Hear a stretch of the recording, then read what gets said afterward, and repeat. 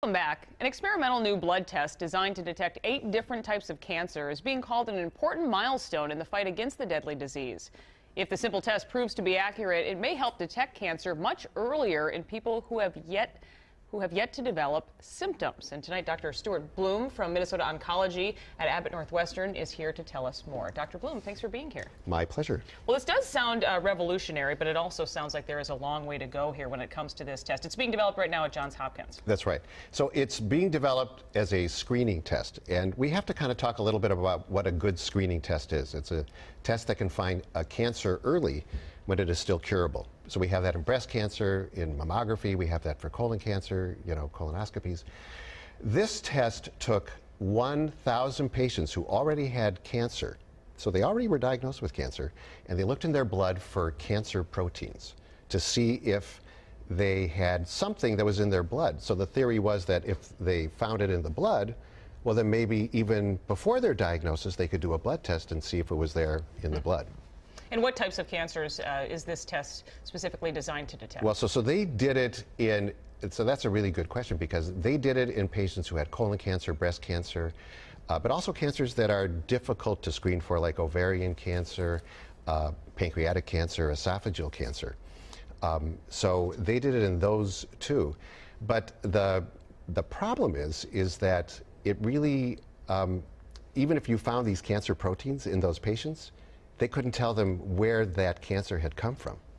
So if, maybe someday it will come to the point where we get our cholesterol checked from our primary care physician, and plus we'll also get our cancer level, drawn. But we still have, so in terms of this particular test, I think we should curb our enthusiasm a little bit about, what it actually means. And also in this test, it's important to point out, when you're speaking of drawbacks here, that some of these tests created a false positive, which could create even more problems. Right. So they did it also, they ran the same test in about 1,000 patients who had no cancer. And in 1% of those, it said they had cancer.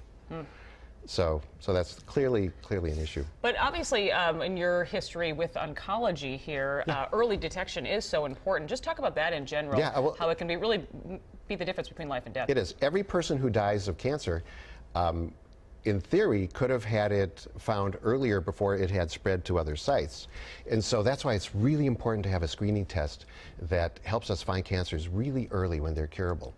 This particular test found only about 40% of people who had a stage 1 cancer. It was only positive in those people. Stage 1 means it's just a small tumor, it hasn't spread to the lymph nodes, and those are the ones that we really want to get at, because those are the easiest to cure.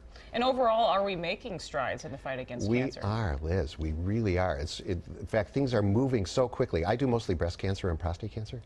Things are moving so quickly that you cannot practice the way you did in 2017, the way that I can't practice the way I did in 2017 today, because some of those things are completely obsolete.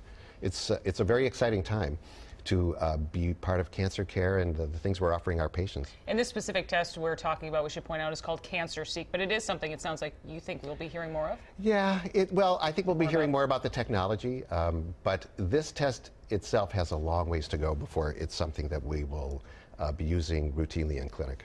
But bottom line, you would say for anybody, who may be experiencing symptoms or questioning something, or even before so, it's always just important to get regular checkups. Oh, absolutely. I mean, it's really clear that, so for example, for me, I had a colonoscopy right around the time I was 50, and they found cancer in me.